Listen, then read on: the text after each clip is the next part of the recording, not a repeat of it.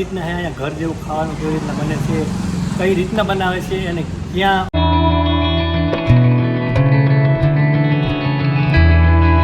અને બીજી વાત ખાસ એ છે કે હરિદ્વારમાં આવ્યા પછી આપણે આપણું ગુજરાત મૂક્યા પછી જમવાનો પ્રોબ્લેમ વધારે આવે. મારું નામ મીતાબેન છે અને 3 વર્ષથી અમે અહીંયા કનક્ષેત્ર ચલાવીએ છીએ. મિત્રો, તમે સમાજ વિશે આખું જોયું અને આપણે રસોડું બધું જોયું, જમવાનું જોયું અને હવે આપણે આવી ગયા. તો મિત્રો, આ છે રોટલી બનાવવાનું અહીંયા મશીન. જે રીતના રોટલીઓ અહીંયા તૈયાર થાય છે. અહીંયા એસી વાળા રૂમ છે, 4 બેડ છે, તમે જોઈ શકો. તો જય નથરાજ ને જય માતાજી. મિત્રો, અત્યારે આપણે આવી ગયા છે હરિદ્વાર અને હરિદ્વારમાં આપણે આવી ગયા મેર સમાજ, જ્યાં રહેવા માટે, જમવા માટે અને બેસ્ટ સુવિધા બધું આજે તમને ડિટેલ બતાવવાના છે. કેવી રીતના અહીંયા ઘર જેવું ખાવાનું કેવી રીતના બને છે, કઈ રીતના બનાવે છે અને ક્યાં કોણ બનાવે છે, કેવી રીતના જે આપણે ઘર જેવું બેસ્ટ એ વન સાથે જમવાનું બનાવે છે અને કેવી સુવિધાઓ છે તમને બધી અમને બતાવું.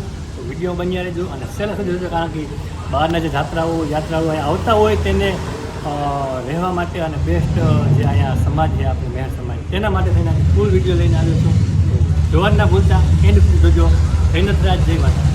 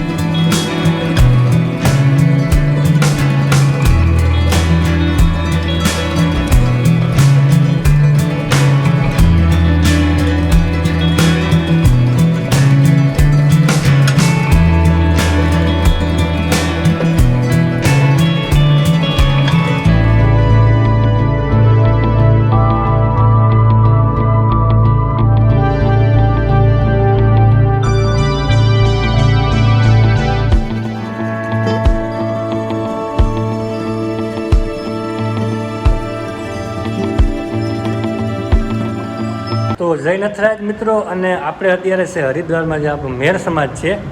અને અહીંયા એકદમ રહેવાની તો પહેલી વાતની સુવિધા તો છે જ, પણ બીજી વાત ખાસ એ છે કે હરિદ્વારમાં આવ્યા પછી આપણે આપણું ગુજરાત મૂક્યા પછી જમવાનો પ્રોબ્લેમ વધારે આવે.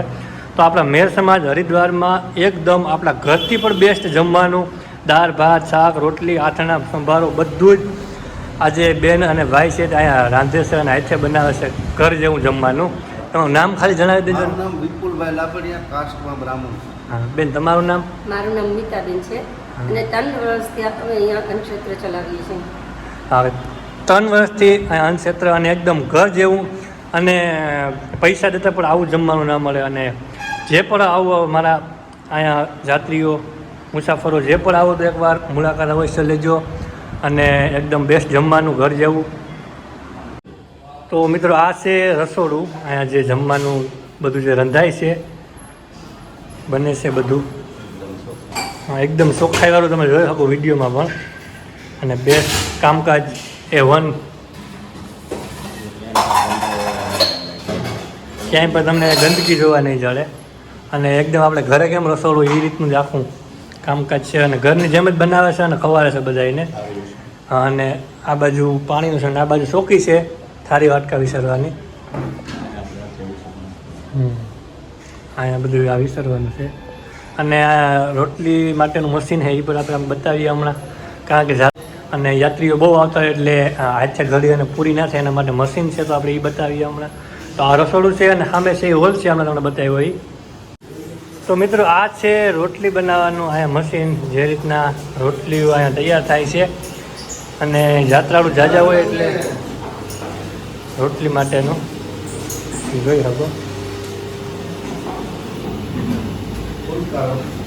હા, એકદમ ફૂલકા રોટલી ડાયરેક્ટ મશીનમાંથી બની અને ગરમા ગરમ.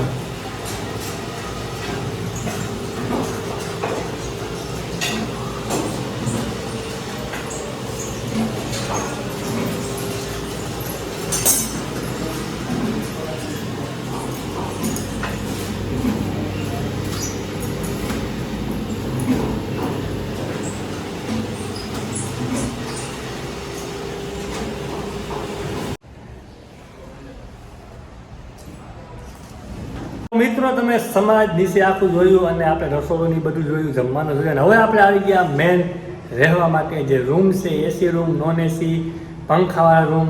એ બધા રૂમનું આપણે જોવાનું છે, કેવી રીતના છે, શું છે, તો એ તમને બતાવું. તો ચાલો આપણે જોઈએ ડાયરેક્ટ. પહેલાં તો આ લિફ્ટ છે, તમે હમણાં જોઈ વિડીયોમાં આગળ લિફ્ટ છે, ઉપર આવવા જવાનું માટેનું લિફ્ટ છે, અને બાકી સીડી પણ છે અહીંયા.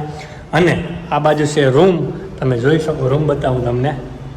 આ જોઈ શકો તમે રૂમ. અહીંયા એસીવાળા રૂમ છે, 4 બેડ છે, તમે જોઈ શકો. અને બાથરૂમ, બેસ્ટ સુવિધા છે રહેવા માટેની. એસી, પંખો, નોન એસી બધા રૂમ છે અહીંયા. રહેવા માટેના બેડ, સૂવા માટેના ટીવી તમે જોઈ શકો.